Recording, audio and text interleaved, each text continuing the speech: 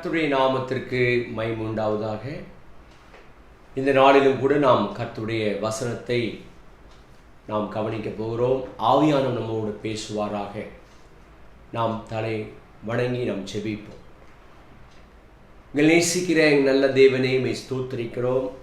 நீ நல்ல தேவன், கர்த்தர் நல்லவர், அவரை துதியுங்கள், அவர் கிருபை என்றும் எழுதின வார்த்தையின்படி இந்த நாளிலே உடைய பிள்ளைகள் ஒன்றாக கூடி ஆராதிக்கும், உடைய வார்த்தைகளை கவனிக்கும், உடைய கொடுக்கிற கிருபைக்காய் ஸ்தோத்திரம். எங்களோடு பேசும் கர்த்தாவே, உடைய கருத்தில் எங்களை போடுகிறோம். நீ வழியெடுத்த போகிற கிருபைகளுக்காய் என்னை செலுத்துகிறோம். இடைபடுவீரா இயேசுவின் நாமத்தில் பிதாவே, ஆமேன் ஆமேன். அருமையான கர்த்தருடைய பிள்ளைகளே, இந்த நாட்களில் நீங்கள் எல்லாரும் சுகமாக இருப்பீர்கள் நான் விசுவாசிக்கிறேன். ஆண்டவர் உங்களுக்கு நல்ல சுகத்தையும், அந்த தேவன் நல்லவர் என்பதை ருசித்து பார்ப்பதில் நாம் ஒரு நாளும் தளர்ந்து போகாமல், சூழ்நிலைகள் வித்தியாசமான அனுபவங்களை நாம் சந்தித்தாலும் கர்த்தர் நேற்றும் இன்றும் என்றும் மாறாதவராக இருக்கிறார் என்பதை நாம் ஒரு நாளும் மறந்து போகக்கூடாது. இந்த நாளில் கூட நாம் கர்த்தருடைய வசனத்துக்கு நேராக நாம் கடந்து போகலாம். கடந்த வாரம் நம்முடைய தனிப்பட்ட வாழ்க்கையை நாம் எடுத்து கட்ட வேண்டும் என்று நாம் பார்த்தோம். அந்த தனிப்பட்ட வாழ்க்கையை எப்படி தேவன் கட்ட விரும்புகிறார் என்று உங்களோடு கூட நான் பகிர்ந்து கொண்டேன். ஒரு ஆவிக்குரிய மாளிகையாகவும் தேவன் தங்குகிற வாசஸ்தலமாகவும் நம்மளை தேவன் கூட்டி கட்டப்பட்டு வருகிறோம் என்று சொல்லி போன வாரம் கர்த்தருடைய தேவ சித்தத்தை நாம் எப்படிப்பட்ட ஆவிக்குரிய மாளிகையாக நாம் எழும்ப வேண்டும் என்று சொல்லி, விசுவாசத்தால் கட்டப்பட வேண்டும், அவிசுவாசத்துக்கு இடம் கொடுக்காதபடிக்கு நம்முடைய வாழ்க்கையை பலப்படுத்த வேண்டும் என்று, விசுவாசத்தை பொறுத்துதான் நம்முடைய வாழ்க்கை அமையும் என்று சொல்லி கடந்த வாரம் உங்களோடு பகிர்ந்து கொண்டேன். இந்த நாளிலும் கூட நாம் தொடர்ந்து மத்தேயு சுவிசேஷம் 7ஆம் அதிகாரம் 21ஆம் வசனத்தை நான் வாசிக்கிறேன். பரலோகத்தில் இருக்கிற என் பிதாவின் சித்தத்தின்படி செய்கிறவனோ பரலோக ராஜ்யத்தில் பிரவேசிப்பன அல்லாமல், என்னை நோக்கி கர்த்தாவே கர்த்தாவே என்று சொல்லுகிறவன் அதில் பிரவேசிப்பதில்லை. தொடர்ந்து நாம் பிதாவின் சித்தத்தை நிறைவேற்றுதல், இந்த காலவெளியிலே ஃபுல்ஃபில் அவர் ஃபாதர்ஸ் வில், பிதாவின் சித்தத்தை ஒவ்வொரு தேவனுடைய பிள்ளைகளும் ஒவ்வொரு ஊழியக்காரர்களும் இந்த நாட்களில் நிறைவேற்ற வேண்டும் என்பதை நாம் தேவ சித்தத்தை குறித்து நாம் பார்த்து கொண்டு வருகிறோம். அது தொடர்ச்சியாக இந்த நாளிலே இங்கே சொல்லப்பட்டிருக்கு. இயேசு நேரடியாக இந்த மத்தேயு 5, 6, 7 அதிகாரங்களில் தொடர்ச்சியாக மலைப்பிரசங்கத்தை செய்து கொண்டு வரும்போது, முடிக்கும் தருவாயில் வரும்பொழுது அநேக சத்தியங்களை இந்த மலைப்பிரசங்கத்தில் மக்கள் கேட்டுக்கொண்டிருக்கிறார்கள். அந்த முடிவில் வரும்போது தான், பரலோகத்தில் இருக்கிற என் பிதாவின் சித்தத்தின்படி செய்கிறவனோ பரலோகத்திலே பிரவேசிப்பன அல்லாமல், என்னை நோக்கி கர்த்தாவே கர்த்தாவே என்று சொல்லுகிறதில் பிரவேசிப்பதில்லை. யார் பரலோக ராஜ்யத்தை பிரவேசிப்பார்கள், யார் பிரவேசிக்க முடியாது கூடாது என்பதை இந்த வசனத்தில் அவர் கடைசியாக முடிக்கும் போது இந்த மலைப்பிரசங்கத்தில் சொல்வதை நாம் கவனிக்க முடியும். அதில் பாருங்க, ரொம்ப முக்கியமானது, பிதாவின் சித்தத்தின்படி செய்கிறவனே. அந்த பிதாவின் சித்தம்தான் வேத புத்தகம். நம்மளை குறித்து, நம்முடைய குடும்பங்களை குறித்து, நம்முடைய ஊழியர்களை குறித்து, நம்முடைய வாழ்க்கை குறித்து, இந்த பூமியில் நாம் எதற்காக வாழ்ந்து கொண்டிருக்கிறோம் என்பதை குறித்து பிதாவின் சித்தத்தை வெளிப்படுத்தக்கூடிய அற்புதமான ஒரு புஸ்தகம்தான் இந்த வேத புத்தகம். அவர் சொல்றாரு, அந்த பிதாவின் சித்தத்தை ஒவ்வொரு தெய்வ பிள்ளைகளும் அறிந்து, அப்ப பிதாவின் சித்தம் என்ன? இந்த இடத்தை நம்ம கவனிக்கும் போது 7ஆம் அதிகாரத்தில் 15ஆம் வசனத்திலிருந்து 23ஆம் வசனம் வரைக்கும் வாசித்து அந்த வேத பகுதியில் அவர் முக்கியமாக காண்பிக்கிறது என்னவென்று சொன்னால், பிதாவின் சித்தத்தை நிறைவேற்றாமல், பிதாவின் சித்தத்தை நாம் கடைபிடிக்காமல், அதற்காக நம்முடைய வாழ்க்கை அர்ப்பணிக்காமல் சொல்லிட்டு அடுத்த வசனத்தில் பார்க்கிறோம். 22ஆம் வசனத்தை 7ஆம் 22ஆம் வசனத்தில் அந்நாளில் அநேகரை நோக்கி, கர்த்தாவே கர்த்தாவே, உமது நாமத்தினாலே தீர்க்கதரிசனம் உரைத்தோம் அல்லவா, உமது நாமத்தினாலே பிசாசை துரத்தினோம் அல்லவா, உமது நாமத்தினால் அநேக அற்புதங்களை செய்தோம் அல்லவா என்பார்கள். பாருங்க, 3 கேட்டகரி சொல்றாரு. அந்த நாளில நாங்க நல்ல தீர்க்கதரிசனம் சொன்னோம், பிசாசுகளை துரத்தினோம், அற்புதங்களை செய்தோம். ஆனால் பாருங்க, இவர்கள் தீர்க்கதரிசனுக்கு முக்கியத்துவம் கொடுத்தார்கள், பிசாசுகளை விரட்டினார்கள், அற்புதங்கள் செய்த. நல்லது, இதெல்லாம் தேவன் நம்ம கொடுத்த வரத்தின் மூலமாய், கிருபையின் மூலமாய் மக்களுக்கு தேவனுடைய வார்த்தை புறப்பட்டு போக வேண்டும். இதெல்லாம் நல்லது. தீர்க்கதரிசனம் வெளிப்படுத்த வேண்டும். பிசாசு பிள்ளைகள் மக்களை வெளியாக்கும்படி இயேசு கிறிஸ்து கூட இந்த பூமியிலே குணமாக்கும்படி சுற்றித் திரிந்தார் என்று பார்க்கிறோம். அற்புத அடையாளங்களை இந்த 4 காஸ்பல்ல பார்க்கிறோம். அவர் அற்புத அடையாளங்களை நிறைய செய்திருக்கிறார். உலகம் கொள்ளாத அளவுக்கு இந்த புஸ்தகத்தில் எழுதப்படாத அநேக அற்புதங்களை செய்தார். ஆனால் அதை செய்தாலும் பிதாவின் சித்தத்தை நிறைவேற்றுவதில் ஒரு நாள் கூட அவர் தவறாமல் ஒவ்வொரு நாளும் பிதா காண்பிக்கிற, தேவ சித்தம் காண்பிக்கிற அந்த பாதையில் தான் அவர் தேவகுமாரனாக இந்த உலகத்தில் வாழ்ந்தாலும் இந்த 3 காரியத்தை அவர் செய்தார். கிருபையுள்ள வார்த்தைகளை பேசினார், வேதத்தை அதிகாரத்தோடு பேசினார். மக்கள்லாம் அங்கே சொல்றாங்க, அவர் வசனத்தை எப்படி போதிச்சாரா, அதே அதிகாரம் மத்திய 7ஆம் அதிகாரத்தில் 28ஆம் வசனம் பாருங்க. இயேசு இந்த வார்த்தைகளை சொல்லி முடித்த போது அவர் வேத பாரகரை போல போதியாமல் அதிகாரமுடையவர் அவளுக்கு போதித்தார். ஜனங்களுடைய போதகத்தை குறித்து ஆச்சரியப்பட்டார்கள். அந்த வாழ்க்கைக்கு வேண்டிய பரலோக ராஜ்யத்தின் காரியங்களை, ஒரு மனிதன் எப்படி வாழ என்பதற்கான அநேக சத்தியங்களை அதிகாரத்தோடும் கிருபையோடும் அவர் போதித்த பொழுது ஜனங்கள் அவருடைய பிரசங்கத்தை குறித்து ஆச்சரியப்பட்டார்கள், பிரமித்தார்கள். இப்படிப்பட்ட ஞானம் எப்படி வந்தது இவருக்கு? ஆனாலும் அது நடுவில் பாருங்க, பிதாவுடைய நோக்கத்தை நிறைவேற்றாமல் ஒரு நாள் அவர் செய்யவில்லை. அதுதான் இங்க விளக்கு சொல்றார். இந்த வேத பகுதியில கடைசியை முடிக்கும் போது அவர் சொல்ற முக்கியமான ஒரு காரியம், நம்முடைய அற்புதங்களை காட்டிலும், தீர்க்கதரிசனங்களை காட்டிலும், நம்முடைய பிசாசுகளை விரட்டுகிற இந்த காரியங்களை காட்டிலும் நம்முடைய தனிப்பட்ட வாழ்க்கை, நம்முடைய பர்சனல் லைஃப், நான் போன வாரம் சொன்னது போல நம்முடைய விசுவாச வாழ்க்கை, பரிசுத்த வாழ்க்கை, ஆவிக்குரிய வாழ்க்கையை தேவன் விரும்புகிறபடி நாம் எடுத்து கட்டாமல் இதெல்லாம் ஒரு பிரபலியமாக வெளியரங்கமாக செய்வதற்கான பல காரியம் நடக்கலாம். கீர்த்தி வரலாம், புகழ் வரலாம். ஆனால் தேவன் விரும்புகிற ஒரு வாழ்க்கையை வாழ்வதற்கு அன்றைக்கு ஒப்பு கொடுக்காதனால்தான் அவங்க சொல்றாரு, கள்ள தீர்க்கதரிசிக்கு எச்சரிக்கையாயிருங்கள். அவர்கள் ஆட்டுத்தோலை போட்டுக்கொண்டு உள்ளத்தில் வருவார்கள். உள்ளத்தில் அவர்கள் ஓநாய்களைப் போல, பட்சிக்கிற ஓநாய்களைப் போல சுயநல லாபத்திற்காக. நீங்க பாருங்க, மக்கள் ஊழியம் இதன் அடிப்படையில் செய்கிறோம், எதற்காக செய்கிறோம்? தேவ சித்தம் என்பதை அறியாதபடிக்கு பேர் பிரஸ்தாபத்திற்காகவும் இழிவான ஆதாயங்களுக்காகவும் தேவன் விரும்புகிற ஒரு நல்ல வாழ்க்கையை வாழாமல் இன்னைக்கு மக்கள் என்ன பண்றாங்க? ஊழியத்தை வித்தியாசமான கண்ணோட்டத்தோடு கூட செய்து கொண்டிருக்கிற மக்கள் ஏராளம், சிந்திக்கிற மக்கள் ஏராளம். அதான் சொல்றாரு, உள்ளத்திலே ஓநாய்கள், வெளியே பார்க்கும்போது ஆடுகளைப் போல இருக்கிறார்கள். அதனால கவனமாயிருங்கள். கள்ள தீர்க்கதரிசிகளுக்கு, கள்ள போதகர்களுக்கு, கள்ள அப்போஸ்தலர்களுக்கு இந்த கடைசி காலத்துல வஞ்சிக்கத்தக்கதான பெரிய அற்புத அடையாளங்களை செய்து கூட தெரிந்து கொள்ளப்பட்டுள்ள கூட வஞ்சிக்கப்படுகிற காலம் வரும். தேவசத்தை வெளிவிலகி போவதற்கான மக்களை பிரமிக்கத்தக்கதான காரியங்களை செய்து முடித்து கடைசியில தேவனை வழிவிட்டு விலகி போற மக்கள் உண்டு. சொல்றாரு, நாங்க இதெல்லாம் பண்ணோம், இதெல்லாம் செஞ்சோம், வல்லமையாய் பிரசங்கம் பண்ணோம்.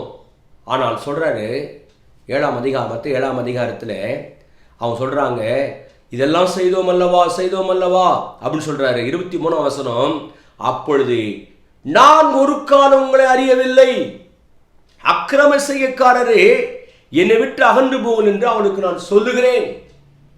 உங்களை தெரியாது பண்ற, நீ கர்த்தாவின் கூப்பிட்டாலும் உன் அந்தரங்க வாழ்க்கை நீ தேவ சித்தத்தை நிறைவேற்றவில்லை. எதற்காக நான் உன்னை தெரிந்து கொண்டேனோ, உன்னை எதற்காக அழைத்தேனோ, எதற்காக விசுவாச பிள்ளையாக அவனை அழைத்தேனோ, எதற்காக ஊழியக்காரவனை அழைத்தேனோ, எதற்காக சபையாக அவனை வேறு பிரித்தனோ, அந்த நோக்கத்தை நிறைவேறாமல் சொல்றாரு. நேரடியாக இயேசு நீ கண்டிக்கிறார். அக்கிரம செய்யக்காரர் என்னை விட்டு அகன்று போங்கள் என்று சொல்லி அங்கே கடிந்து கொள்வதை நான் உங்களை ஒரு நாள் அறியவில்லை. அப்ப ஆண்டவர் நம்ம பிரபலமான ஊழியத்தை பார்க்கிலும் அந்தரங்க வாழ்க்கையில கர்த்தருக்கு முன்பா மத்தேயு 7ஆம் அதிகாரம் 16ஆம் வசனத்துல அவருடைய கனியினாலே அவளை அறிவீர்கள். ரொம்ப முக்கியமானது.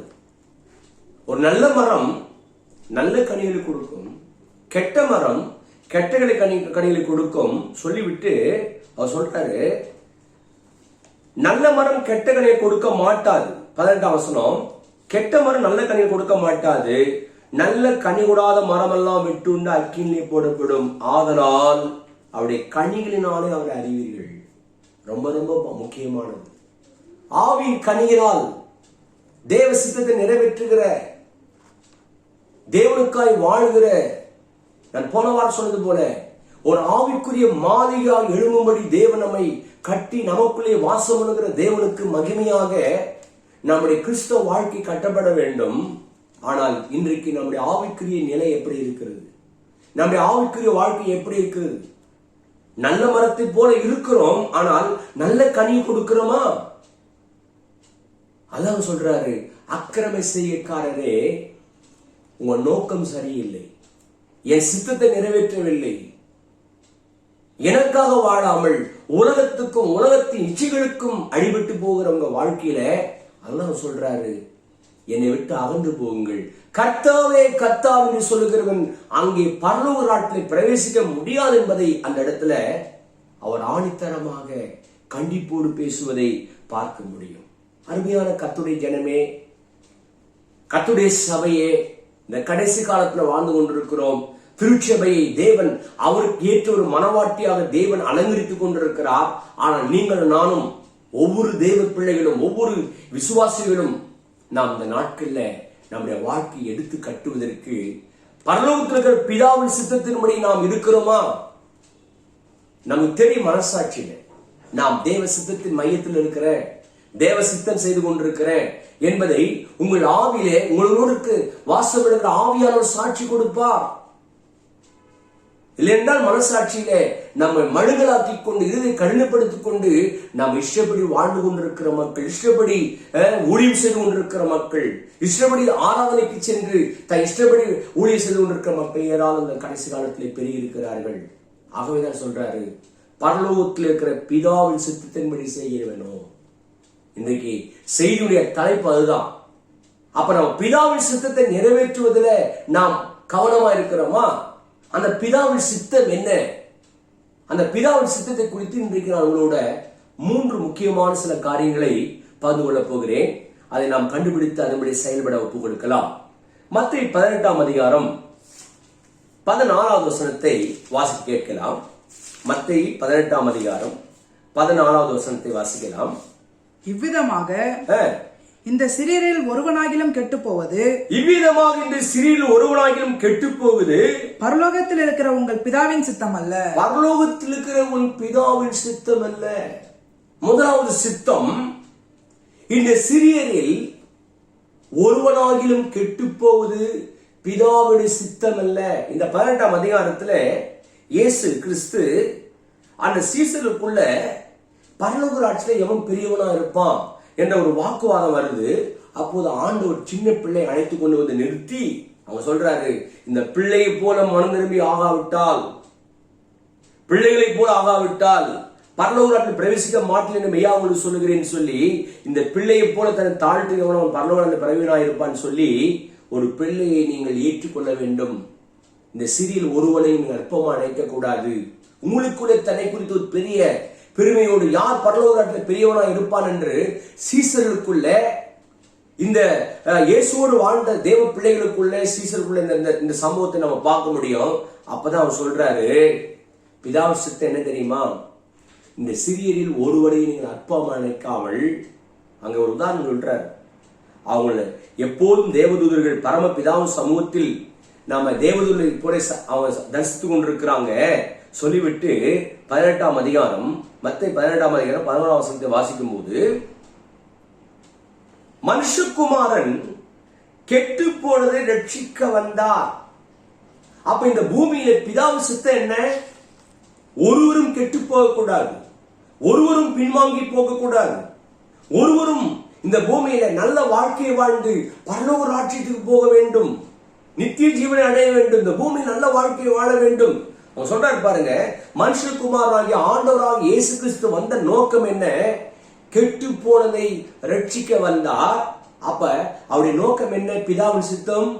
எந்தெந்த மனிதெல்லாம் கெட்டு போயிருக்கிறானோ, தேவனை விட்டு விலகி இருக்கிறான், அவர்கள் எல்லாம் தேவன் பக்கமாய் கொண்டு வருவதற்கு நீங்கள் நானும் அருமையான கர்த்தருடைய பிள்ளைகளே, இந்த ரட்சிப்பை பெற்றுக்கொண்ட நாம், கர்த்தரை ஏற்றுக்கொண்ட நாம், இந்த நாட்கள்ல அநேகரை நாம் அற்பமாய் நினைக்காமல், உதாசனப்படுத்தாமல், ஒவ்வொரு மனிதனையும் கடவுள் பக்கமாய் இயேசுவின் பக்கமாய் கொண்டு வருவதற்கு அதான் சொல்றாரு.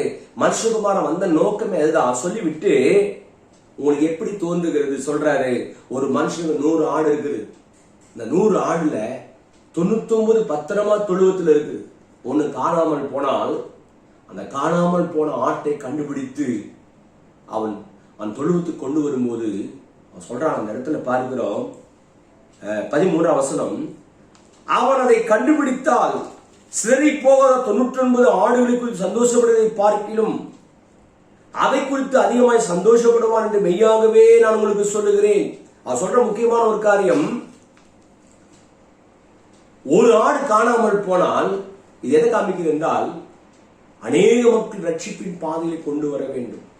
கெட்டு போய் கொண்டிருக்கிற, நரகத்தின் பாதையை போய் கொண்டிருக்கிற, இந்த உலகத்தின் பாதையை போய் கொண்டிருக்கிற எல்லாரையும் தேவன் கண்டுபிடித்து தம் பக்கமா கொண்டு வரும்போது அந்த மெய்ப்பனுக்கு எப்படி ஒரு சந்தோஷம் வருது பாருங்க.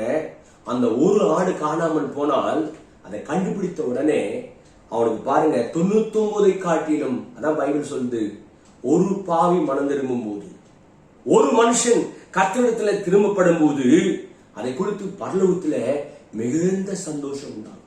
அதனால இந்த பூமியில எல்லாரும் ரட்சிக்கப்பட வேண்டும், எல்லாரும் மனம் திரும்ப வேண்டும், எல்லாரும் தேவன் பக்கமாய் வர வேண்டும் என்ற அந்த ஒரு ஆத்ம பாரத்தோடு தாகத்தோடு எல்லாரும் கர்த்தர் பக்கமாக கொண்டு வருவதற்கு அருமையான திருச்சபையே, பிதாவின் சித்தம் என்ன தெரியுமா?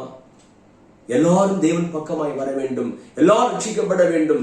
கெட்டு போன மனிதனை தேவன் பக்கமாய் திருப்புவதற்கு அவர் எப்படி இந்த உலகத்துக்கு 33 ஆண்டுகள் பிதாவசத்தை நிறைவேற்றி கல்வாரி சிலுவைக்கு போய் பிதாவின் நோக்கத்தை நிறைவேற்றினாரோ, அதே போல நீங்கள் நானும் இந்த பூமியில அந்த நல்ல செய்தியை நாம் மற்றவர்களுக்கு சொல்லி தேவன் பக்கமாக கொண்டு வருவதற்கு நாம் பிரயாசப்பட்டு கொண்டிருக்கிறோமா? நம்முடைய அற்புதங்கள், நம்முடைய தீர்க்க தரிசனங்கள், நம்முடைய பேய் விரட்டுகிற காரியங்கள், விடுதலையின் ஊழியத்தை செய்கிற எல்லாமும் மக்கள் ரட்சிக்கப்பட வேண்டும். நீங்க மக்கள் பொதுவா பாருங்க, இதுதான் போக்கஸ் பண்ண, அற்புதம் நடக்கணும், பேய் ஓடணும், தீர்க்கதரிசி சொல்றாரு அப்படின்னு நினைக்கிறோம். ஆனா அதன் மூலமாக, அந்த ஊழியத்தின் மூலமா அந்த வரங்கள் வெளிப்படும் போது தேவ சித்தம் என்ன? எல்லா மக்களும் தேவன் பக்கமாக வர வேண்டும், பிதாவின் பக்கமாய் திருப்பப்பட வேண்டும், இயேசு கிறிஸ்து மூலமாய் தேவனை அறிய வேண்டும் என்ற அந்த நோக்கத்தோடு கூட நாம் செயல்படுவோமானால், அதுதான் சொல்றாரு, இந்த சிறியில் ஒருவரையும் நீங்கள் அற்பமா நினைக்க வேண்டாம், இவ்விதமாக ஒருவனாகிலும் கெட்டு போவது பரலோகத்தில் இருக்கிற பிதாவின் சித்தம் அல்ல. அப்போஸ்தலனாகிய பவுல் தீமோத்தேயு நிருபத்துல 2 தீமோத்தேயு 2ஆம் அதிகாரம் 4ஆம் வசனத்தை வாசிக்கலாம். 2 தீமோத்தேயு 2ஆம் அதிகாரம் 4ஆம் வசனம் வாசிக்கலாம். தண்டில் சேவகம் பண்ணுகிறவன், மன்னிக்கவும், 1 தீமோத்தேயு 2ஆம் அதிகாரம் 4ஆம் வசனம். 1 தீமோத்தேயு 2ஆம் அதிகாரம் 4ஆம் வசனம். எல்லா மனுஷரும் ரட்சிக்கப்படவும் சத்தியத்தை அறிகிற அறிவை அடையவும் அவர் சித்தமுள்ளவராயிருக்கிறார். கர்த்தருடைய நோக்கமே அதுதான். எல்லா மனுஷனும், ஒரு மனுஷன் கூட கர்த்தரை அறியாதபடிக்கு, அந்த ரட்சிப்பின் வழி அறியாதபடிக்கு, அதனால்தான் ரட்சிகர் பிறந்தார், ரட்சகர் உலகத்துக்கு வந்தார். எல்லா மனுஷனும் ரட்சிக்கப்படவும் சத்தியத்தை அறிகிற அறிவை அடையவும் அவர் சித்தமுள்ளவராயிருக்கிறார். அதற்காக நீங்க ஜெபம் பண்ணுங்க. விண்ணப்பங்களையும் ஸ்தோத்திரங்களையும் வேண்டுதலையும் எப்பேற்பட்ட மனிதனாக இருந்தாலும் அவன் தேவன் பக்கமாய் திருப்பப்படுவதற்கு நம்முடைய பிரதானமான நோக்கம் என்ன தெரியுமா? பிதாவின் சித்தம் எல்லா மக்களும் இந்த நல்ல பாதையில, நல்ல வழியில, இடுக்கமான ஒரு பாதையா இருந்தாலும் தேவன் வைத்திருக்கிற அந்த பாதையில் ஓடி வந்து ரட்சிக்கப்பட்டு கர்த்தர் பக்கமா திரும்புவதற்குத்தான் அங்க சொல்றாரு, எல்லா மனுஷன் ரட்சிக்கப்பட ஒரு சித்தம் உள்ளவராக இருக்கிறார். அப்போஸ்தலனாகிய பவுலை பாருங்க, அவன் சவுலா இருக்கும்போது வேதத்துல பார்க்கிறோம், அப்போஸ்தலர் நடவடிக்கைகள் அவன் ரொம்ப மோசமான ஒரு ஆள். அப்போஸ்தலர் நடவடிக்கைகள் 9ஆம் அதிகாரம் 1ஆம் வசனமும் 2ஆம் வசனத்தையும் நாம் வாசிக்க கேட்கலாம். அப்போஸ்தலர் நடவடிக்கைகள் 9ஆம் அதிகாரம் 1ஆம் வசனமும் 2ஆம் வசனம் வாசிக்கலாம். சவுல் என்பவன் இன்னும் கர்த்தருடைய சீசரை பயமுறுத்தி கொலை செய்யும்படி சீரி பிரதான ஆசாரியரிடத்திற்கு போய் இந்த மார்க்கத்தவராகிய புருஷரையாகிலும் ஸ்திரீகளையாகிலும் தான் கண்டுபிடித்தால் அவர்களை கட்டி எருசலேமுக்கு கொண்டு வரும்படி தமஸ்குவில் உள்ள ஜெப ஆலயங்களுக்கு நிருபங்களை கேட்டு வாங்கின ஒரு பொல்லாத மனிதன் தான் சவுல். அன்னைக்கு இருந்த கிறிஸ்தவ மக்களை, ஜெப ஆலயங்கள் இருக்கிற எல்லா தேவ பிள்ளைகளுக்கு நெருக்கத்தையும் இடுக்கத்தையும் உபத்திரத்தையும் கொடுக்கும்படி நிருபங்களை, கடிதங்களை வாங்கி கொண்டு வந்து பாழாக்கும்படி என்ன பண்றான்? ஒரு தீவிரவாதியாக தேவ பிள்ளைகளுக்காக, திருச்சபை மக்களுக்காக, திருச்சபையை அழிப்பதற்காக அவன் நிருபங்களை கேட்டு வாங்கி சீசர்களை பயமுறுத்தும்படி, கொலை செய்யும்படி, இவன் தான் இந்த ஸ்தேவானை கொலை செய்யும் போது கூட அங்க இருந்திருக்கிறான். அப்படிப்பட்ட ஒரு கொடுமையான மனிதன் தான். ஆனால் கர்த்தர் பாருங்க, இந்த கொடுமையான மனிதனை சந்திப்பதற்கு சபையை பாழாக்கி கொண்டிருந்த தேவ பிள்ளைகளுக்கு அகேன்ஸ்டை பயமுறுத்தி கொண்ட சீசரை பயமுறுத்தி கொண்டிருந்த இந்த சவுலை கடவுள் சந்திப்பதற்கு பாருங்க, இரக்கமுள்ள தேவன் அவனை எப்படி சந்திக்கிறார் என்பதை அப்போஸ்தலர் நடவடிக்கைகள் 9ஆம் அதிகாரத்திலே நாம் கவனிக்க முடியும். அவன் பிரயாணமாய் புறப்பட்டு போகிற வேளையிலே ஆண்டவர் அவனை சந்திக்கிற சந்திப்பை நாம் பார்க்க முடியும். அவன் ரட்சிக்கப்பட்ட விதத்தை நாம் கவனிக்க முடியும். நம்ம நினைச்சிருக்கலாம், இந்த சவுல் பொல்லாத மனிதன், இவன் எப்படி மறந்துடுவான். நான் கடைசியில இவனை கர்த்தர் சந்தித்த போது, ரட்சிக்கப்பட்ட போது, தேவன் சந்தித்த விதத்தை கவனித்த போது அப்படியே டேர்ன் ஆகி மனமாற்றம் அடைந்து அவன் சொல்றான், நான் என்ன செய்ய சித்தமா இருக்கிற ஆண்டவரே. அவனை சந்தித்த விதமே தேவனுடைய ஒளி மூலமாய் சந்தித்த அந்த இடத்துல ஒரு பெரிய மாற்றத்தை கொடுத்து அந்த சவுல் பவுலாக மாறினால்தான் வேத புத்தகத்துல பார்க்கிறோம், அநேக வெளிப்பாடுகளையும், அநேக சபைகளை ஸ்தாபிப்பதிலையும், சீஷனை உருவாக்குவதிலும், இந்த வேத புத்தகங்கள் அநேக புஸ்தகங்களை எழுதி, நிருபங்களை எழுதி, அவளுக்கு பொல்லாத மனிதனை அப்படியே மாற்றி பிதாவுடைய வெளிப்பாடுகளையும், சபை மக்களுக்கு நல்ல அறிவுரைகளையும், நல்ல கடிதங்களையும், சிலுவையில் அவள் சம்பாதித்த அத்தனை காரியங்களையும் அவள் எழுதும்படியான ஒரு பெரிய கதாபாத்திரமாக, ஒரு தேவனுக்காக பயனுள்ள பாத்திரமாக கடவுள் மாற்றும்படி அந்த மனிதனை மாற்றி வைத்த பாருங்க. கடைசியில் அவன் பிதாவை குறித்தும் குமாரனை குறித்தும் இந்த பூமியில கடவுளுக்காக வாழ வேண்டும் என்ற ஒரு நோக்கத்தோடு கூட வாழ்வதற்கு அந்த மனிதனை சந்தித்த விதத்தை நான் கவனித்து பார்த்தால் ரொம்ப ஆச்சரியமா இருக்கிறது. இந்த சவுலை பார்க்கும்போது சவுளே அப்படி மாற்றினான்னு சொன்னா, இன்னைக்கு இருக்கிற நம்ம பார்க்கிற எந்த ஒரு மனிதனையும் ரட்சிக்க அவனால முடியும். அவன் எவ்வளவு பொல்லாத மனிதனா இருக்கலாம், எவ்வளவு பெரிய பொல்லாத பாவியா இருக்கலாம், ஆனால் கர்த்தர் சந்திப்பதற்கு, அவனை ரட்சிப்பதற்கு அவர் போதுமானவர். அங்கே பார்க்கிறோம், சவுல் பவுலாக மாறின சம்பவத்தை அந்த இடத்துல பார்க்கிறோம். ஆனால் ஒரு பாவி மனம் திரும்பும் போது, ஒரு மனிதன் கர்த்தரிடத்தில் திரும்பி வருவது ஆண்டவருக்கு ரொம்ப பிரியம். லூக்கா சுவிசேஷம் 15ஆம் அதிகாரத்துல 24ஆம் வசனத்தை நாம் வாசிக்கும் போது, லூக்கா 15:24, என் குமாரனாகிய இவன் மரித்தான், திரும்பவும் உயிர்த்தான், காணாமல் போனான், திரும்பவும் காணப்பட்டான் என்றான். அப்படியே அவர்கள் சந்தோஷப்பட தொடங்கினார்கள். அவர்கள் இங்கே இரண்டாவது குமாரன், இளைய குமாரன், நம்ம சில நேரத்தில் அவனை கெட்ட குமாரன் சொல்லுவோம், இவன் என்ன நல்ல குமாரன், மனம் திரும்பி புத்தி தெளிந்து பிதா விட்டு விலகி போயிட்டான்.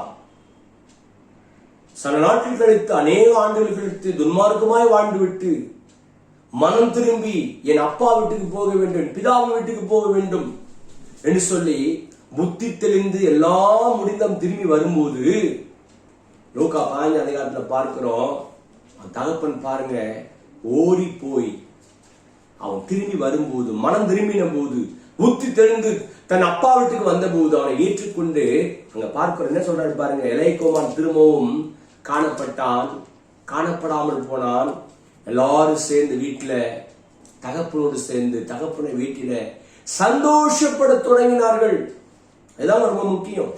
இன்னைக்கு ஆண்டவர் எதிர்பார்க்கிறது, ஒவ்வொரு நாளும் ஒவ்வொரு மனிதனும் தேவன் பக்கமாய் திரும்ப வேண்டும், தேவனுடைய வீட்டிற்கு வர வேண்டும், சபையிலே சேர்க்கப்பட வேண்டும், பிதாவை அறிந்து கொள்ள வேண்டும், பிதாவின் வீட்டுக்கு வர வேண்டும், பிதாவின் அன்பை உணர வேண்டும். அவனுக்கு தெரியும், என் அப்பா வீட்டுல பூர்த்தியான ஆசீர்வாதம் இருக்கு, பூர்த்தியான சாப்பாடு இருக்கிறது, நானும் பசியால் சாகுறேன். சொல்றான், என் தகப்பன் வீட்டுக்கு நான் போனால் என்னை ஒரு வேலைக்காரனாக வைத்துக் கொள்வாரா என்று சொல்லி அவனை தாழ்த்தி என்ன பண்றான், மனம் திரும்பி வந்த போது அந்த இடத்துல அந்த வீட்டுல ஒரு பெரிய சந்தோஷம், ஒரு பண்டிகை போல ஒரு செலிப்ரேஷன் கொண்டாட தொடங்கினாங்களாம். அப்ப இந்த பூமியில நம்ம வாழும்போது கர்த்தருடைய பிள்ளைகளே, உங்கள் மூலமாக நீங்க நினைக்கலாம் நம்ம உலக வாழ்க்கை வாழ்ந்து கொண்டிருக்கிறோம்.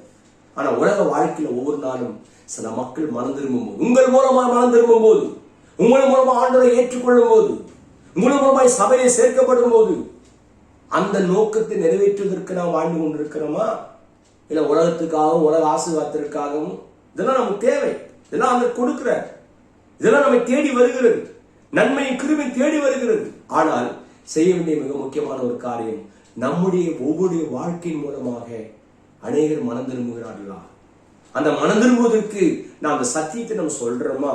ஆத்தும ஆதாயப்படியை சொல்வதற்கு, பிதாவின் அன்பை நாம் காண்பிப்பதற்கு, அந்த பிதாவின் சித்தத்தை நாம் சொல்லி ஒருவரும் கெட்டு போகாமல் தேவன் பக்கமாய் திரும்புவதற்கு நம்முடைய வாழ்க்கை அர்ப்பணிக்கிறோமா? சொல்றாரு, அங்கே மனம் திரும்பும் போது அநேகர் என்ன பண்றாங்க, சந்தோஷப்பட தொடங்கியது போல அவங்க முதலாவது தேவ சித்தம், ஒருவரும் கெட்டு போவது பிதாவின் சித்தம் அல்ல. அவனுடைய சித்தம் என்ன? நாம் என்ன ஊழியம் செய்தாலும், சபை விசுவாசியா இருந்தாலும், சபையில ஒரு உதவி ஊழியம் செய்வதா இருந்தாலும் ஆத்துமானாய பணி செய்ய வேண்டும். நீங்க நிறைய ஊழியம் செய்ய ஆசைப்படுறாங்க, ஆனா அநேகர் தேவன் பக்கமாக கொண்டு வந்திருக்கு. அதான் சங்கீதக்காரன் சொல்றான், அவனுக்கு வசனத்தை தந்தா அதை பிரசித்தப்படுவதற்கு கூட்டம் மிகுதி. நம்ம சொல்றோமா? எத்தனை பேர் நம்ம சொல்லியிருக்கிறோம், எத்தனை பேர் ஆண்டவரை திருப்பி இருக்கிறோம்? அதான் சொல்றாரு, கர்த்தாவே கர்த்தாவின் கூப்பிடுற, இதை செஞ்சா அதை பண்ணால் என் சித்தத்தை நிறைவேற்றலையே அப்படின்னு சொல்லி அந்த இடத்துல ரொம்ப வேதனையோடு என்ன பண்றாரு, அந்த 3 நாள் பிரசங்கம் பண்ணும்போது சீசர்களுக்கு சொல்லி அனுப்புவதை நாம் பார்க்க முடியும். அருமையான கர்த்தருடைய பிள்ளைகளே, இந்த காலவெளியில் ஆண்டவர் சொல்ற முக்கியமான ஒரு காரியம், பிதாவின் சித்தத்தை நிறைவேற்றுவதிலே, ஆத்தும ஆதாயம் பண்ணுவதிலே, ஆத்துமாக்கள் ரட்சிக்கப்படும் போது ஜெபிப்பதிலே, சபையை கொண்டு வந்து ஆத்துமாக்களை சேர்ப்பதிலே உன் பங்கு என்ன? உன் ஊழியத்தின் பங்கு என்ன? அதான் சொல்ற, முதலாவது தேவனுடைய ராஜ்யத்தின் நீதியின் தேடுங்கள். தேவ ராஜ்யத்தை கட்டுறோமா? இன்னைக்கு அநேக மக்கள் தங்களுடைய ராஜ்யத்தையும், தனக்கு ஒரு பெயர் புகழ் உண்டாகும்படி, தன் வரங்களையும், தனக்கு ஒரு பதவி கிடைக்க வேண்டும், தனக்கு ஒரு மேன்மைப்படுத்த வேண்டும் என்று அதை தேடி கொண்டிருக்கிறாரே தவிர தேவன் விரும்புகிற காரியத்தை செய்து கொண்டிருக்கிறோமா? அதை நாம் கவனிக்க வேண்டும். இரண்டாவதாக 1 தெசலோனிக்கேயர் 5ஆம் அதிகாரம் 18ஆம் வசனத்தை வாசிக்கலாம்.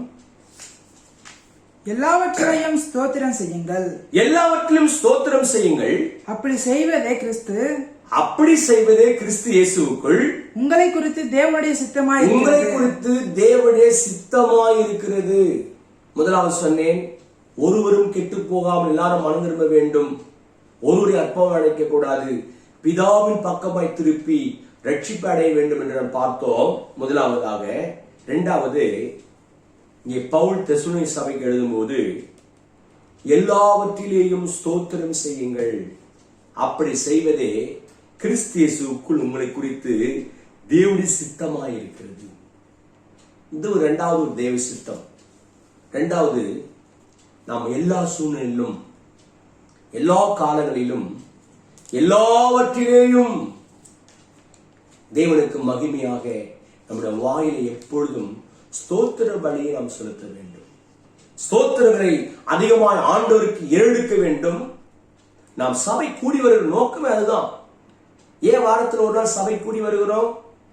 ஏன் சபை கூடி வருவதை விட்டுவிடாமல் தேவனை ஆராதிக்க வேண்டும், தொழுது கொள்ள வேண்டும் என்று வேதம் சொல்லுகிறது. நீங்க நிறைய பேர் பாருங்க, இந்த 2 வருஷ காலங்களில் வீடுகளே யூடியூப்லேயே பார்த்து பல மெசேஜ் கேட்டு வீட்டிலே ஆராதிக்கிறா அந்த மாதிரி மைண்ட் செட் ஆகிட்டாங்க இன்னைக்கு. ஆனா சபை எப்போ கூடி வரும் என்று ஒரு சில மக்கள் பாருங்க வாஞ்சியோடு ஓடி வராங்க. ஆனா ஒரு சில தன் வீடுகளில் எனக்கு எல்லாம் தெரியும் என்று சொல்லி வீட்டிலேயே ஆராதிக்கிற மக்கள் உண்டு. வீட்டிலேயே தொழுது கொடுக்குறேங்க, வீட்டிலேயே மெசேஜ் கேட்டுக்கிறேன், சர்ச்சில் ஆண்டவர் பேச போற அதை காட்டு நான் பேசுறேன்னு சொல்லி மக்கள் இன்னைக்கு நிர்விசாரத்தோட தேவனை ஸ்தோத்திரிப்பதற்கு பதிலாக ஆராதிப்பதற்காக வீடுகளிலே முடங்கி போய் தேவஸ்தை நிறைவேற்றாதபடிக்கு இருக்கிற மக்கள் இன்னைக்கு ஏராளம் பெருகி இருக்கிறாங்க. இந்த கடைசி காலத்துல இந்த பயங்கரமான இந்த தொற்று வியாதி மூலமாக பாருங்க ஜனங்களுக்குள்ள தேவனை ஆராதனைக்கு வரவிடாதபடிக்கு தடுக்கிற காரியம் என்றால் ஆண்டவருக்கு தெரியும். தேவனை ஆலயத்துக்கு நாம் சென்று கர்த்தரை துதிக்க வேண்டும் என்ற எல்லா சூழ்நிலையிலும் நீங்கள் வாசிக்கலாம். சங்கீதம் 68:26 வாசிக்கும் போது, இஸ்ரவேலின் ஊற்றுகளிலிருந்து தோன்றினவர்களே, இஸ்ரவேலின் ஊற்றுகளிலிருந்து தோன்றினவர்களே, சபைகளின் நடுவே ஆண்டவராகிய தேவனை ஸ்தோத்திரியுங்கள், ஆண்டவராகிய தேவனை ஸ்தோத்திரியுங்கள். சங்கீதக்காரன் பாருங்க, நிறைய சங்கீதத்துல அவன் சொல்ற முக்கியமான ஒரு காரியம், சபைகளின் நடுவிலே போய் தேவனை கர்த்தருக்கு ஆண்டவரை ஸ்தோத்திரம் பண்ணுங்கள். இந்த ஸ்தோத்திரம் ரொம்ப முக்கியமானது. இன்னைக்கு ஸ்தோத்திரம் நிறைய மக்களுடைய வாழ்க்கையில பெருகல, துதிப்பதில்லை, முறுமுறுப்பு தான் இருக்குது. தேவனை நாம் முறையிடுவர்களாக, நான் போன வாரம் சொன்னது போல இஸ்ரவேல் ஜனங்கள் 40 வருஷமாய் வீடுகளிலே முறுமுறுத்து முரட்டாட்டம் பண்ணி கலகம் பண்ணி விக்கிரக ஆராதனை செய்து வனாந்திரத்தில் நம்முடைய வாழ்க்கை ஆவிக்கிற வாழ்க்கை விழுந்து போனதை பார்க்கிறோம்.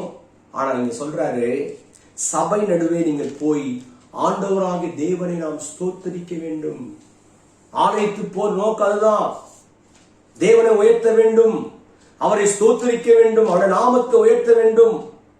நீங்க சங்கீத புத்தகம் 68 சங்கீதம் 68 சங்கீதத்துல இன்னொரு காரியத்தை அவர் சொல்வதை பார்க்க முடியும். 69 சங்கீதம் 30 வசனத்தை வாசிக்கலாம். 69:30 தேவனுடைய நாமத்தை பாட்டினால் துதித்து அவரை ஸ்தோத்திரத்தினால மகிமைப்படுத்துவேன். தேவனுடைய நாமத்தை பாட்டினால் துதித்து அவரை ஸ்தோத்திரத்தினால நீங்க வீட்டுல ஆராதிக்கலாம், வீட்டுல ஜெபிக்கலாம். ஆனால் கர்த்தருடைய ஆலயத்தில் நாம் கூடி நாம் ஆராதிக்கும் சொல்றாரு, தேவனுடைய நாமங்களை சொல்லி நம்ம பாடி துதித்து பாட்டினால நம்ம பிரைஸ் பண்ணி அவரை ஸ்தோத்திரத்தினால மகிமைப்படுத்துவோம் சொல்லிவிட்டு, கொம்பும் விரிகுளமுள்ள காலை இறுதி பார்க்கிலும் இதுவே கர்த்தருக்கு பிரியமாயிருக்கும். கர்த்தருடைய ஆலயத்தில் நாம் வருகிற நோக்கமே அதுதான். வீடுகள் நம்ம கர்த்தரை துதிக்க நம்முடைய ஜெபத்துல பெரும்பான்மையான பகுதி நாம் ஸ்தோத்திரத்தை நாம் ஏறெடுக்க வேண்டும். ஆனா நீங்க பாருங்க, ஸ்தோத்திர பலிகள் நம்முடைய வாழ்க்கை அதிகமாக ஏறெடுக்கிறோமா? இதுவே கர்த்தருக்கு ரொம்ப பிரியமாயிருக்கும் போது காலை இறுதி பார்க்கிலும் ஆட்டு கடாக்களை பார்க்கிலும் பழைய உடன்படிக்கையிலே அவர்கள் பலி செலுத்தினார்கள். இன்றைக்கு நீங்கள் நானும் உதடுகளின் கனியாகிய ஸ்தோத்திர பலியை எவ்வளவாய் நாம் ஏறெடுக்கிறோமோ சொல்றாரு, எல்லாவற்றிலும் ஸ்தோத்திரம் செய்ய. சங்கீதக்காரன் சொல்றான், கர்த்தரை எக்காலத்தில் அவன் ஸ்தோத்திரிப்பேன், அவர் துதி எப்போது என் வாயிலே இருக்கும். வெற்றி வரும்போது, நன்மைகள் வரும்போது, சுகத்தையும் பலத்தையும் நமக்கு நன்மை கொடுத்து சபையிடமே அவரை ஸ்தோத்திரிக்கிறோம், பாடுவதற்காக ஆராதிப்பதற்காக நம்முடைய வாழ்க்கையை பிரதானமாக ஆண்டவரை எப்பொழுது விரும்புகிற அந்த பலியை நீங்கள் நான் செலுத்த வேண்டும். அது மாத்திர சங்கீதம் 100 சங்கீதம் 4 வசனத்தை வாசிக்கும் போது அங்கே சங்கீதக்காரன் சொல்லுகிறான், சங்கீதம் 104, அவர் வாசல்களில் துதியோடும் அவர் பிரகாரங்களில் புகழ்ச்சியோடும் பிரவேசித்து அவரை துதித்து அவருடைய நாமத்தை ஸ்தோத்திரியுங்கள். பாருங்க, அவருடைய நாமத்தை வாசலில் துதியோடும் புகழ்ச்சியோடும் கடவுள் விரும்புவதெல்லாம் ஆண்டவராகிய பிதா விரும்புவது. இயேசுவின் மூலமா ஏறெடுக்கிற ஆராதனைகள், துதிபணிகள் உள்ளத்தின் ஆழத்திலிருந்து துதியோடும் புகழ்ச்சியோடும் பிரவேசித்து அவருடைய சன்னிதானத்துல சொல்றாரு, கர்த்தரை ஸ்தோத்திரியுங்கள், மகிழ்ச்சியோடு ஆராதனை செய்யுங்கள், முறுமுறுப்பை விட்டுவிடுங்கள். முறுமுறுக்கு நாம் இடம் கொடுக்காமல், கவலைக்கு இடம் கொடுக்காமல், நம்ம சத்துரு அநேக நேரத்துல நம்மளை கவலையும் பயத்தையும் முறுமுறுப்பையும் குறை சொல்லுதலையும் தேவன் விரும்பாத மாம்ச குணங்களை உள்ள போட்டு நம்முடைய ஆவிக்கு வாழ்க்கையை நம்ம என்று அழித்து விடுகிறான். ஆனா அதுக்கு பதிலாக கர்த்தருடைய சித்தம் என்ன தெரியுமா? தெசலோனிக்கே சபையில சொல்றாரு, எல்லா சூழ்நிலையிலும் நீங்க கர்த்தரை ஸ்தோத்திரம் பண்ணி ஆண்டவரை துதிப்பவராயிருக்க வேண்டும். நன்மை செய்யும் போது, தேவன் பல ஜெயத்தை கொடுக்கும் போது, அதுல பாருங்க, யோசபாத் ராஜாவுக்கு ஒரு பெரிய பிரச்சனை வருது, நெருக்கம் வருது. அவன் பாருங்க, கர்த்தரை துதிக்கிறான், கர்த்தரை ஆராதிக்கிறான், கர்த்தர் நல்லவர், அவர் துதியுங்கள், அவர் கிருபை என்றும் சொல்லி பாடலை நிறுத்தி தேவனை உயர்த்துறான். 2 அதிகாரத்திலே நாம் பார்க்க முடியும். அவன் துதித்து ஸ்தோத்திரித்து பாடி தேவனை மகிமைப்படுத்தின போது அங்க பார்க்கிறோம், விரோதமா இருந்த அத்தனை கிரியைகளையும் அழிச்சு எவன் எதிரடியா வந்தானோ அந்த 3 விதமான கூட்டங்கள் வந்த மக்கள் அவங்களுக்குள்ளே கை கலந்து விழுந்து கொண்டு வந்த உடைமைகளையும் பொருளை விட்டு ஓடுறாங்க. கர்த்தர் அவங்களுக்காக யுத்தம் பண்றார். நான் சொல்றேன், அந்த யுத்தம் உங்களுடைய, கர்த்தர் உங்களுக்காக யுத்தம் பண்ணுவார், உங்களுக்கு முன்னா போவார், நீங்க சித்தி பெறுவீங்க அப்படின்னு சொல்லிட்டு அவங்க கொண்டு வந்த உடைமைகள் பொருட்கள்லாம் விட்டுட்டு ஓடுறாங்க. ஓடும்போது போட்டிருக்குது, 3 நாளாய் எவ்வளவு நெருக்கப்பட்டாங்களோ, எவ்வளவு கஷ்டப்பட்டாங்களோ, எவ்வளவு பயந்தாங்களோ, கர்த்தரை துதித்து பாடி கர்த்தரை துதி செய்து தேவனை மகிமைப்படுத்தினால அங்க போட்டிருக்கு, 3 நாளாய் ஆசீர்வாதத்தை கொள்ளையிட்டார்கள், எடுத்துக்கொண்டாங்க. பிரைஸ் மூலமாக, துதியின் மூலமாக, நாம் ஸ்தோத்திரத்தின் மூலமாக நன்மைகளை பெற முடியும், ஆசீர்வாதம் சுதந்திரிக்க முடியும். 3 நாளாய் கொள்ளையிட்டார்கள். பாருங்க வசனத்தை 2 நாளாகவும் 20 அதிகாரம் 25-26 வாசிங்க. 4ஆம் நாளில் பெராக்காவிலே கூடினார்கள். மேல போட்டீங்க 24 பாத்தீங்கன்னா 3 நாளாய் கொள்ளையிட்டார்கள் போட்டிருக்கு. 3 நாள் ஆசீர்வாதம் எடுக்கிறாங்க எல்லாம் வந்த அத்தனை மக்கள் ஆசீர்வாதம் சுதந்திரிக்கிறான், விட்டு ஓர எதிரிகள் வைத்திருந்த எல்லா நன்மையும் எடுக்கிறாங்க. 4ஆம் நாளிலே பெராக்காவிலே கூடினார்கள்.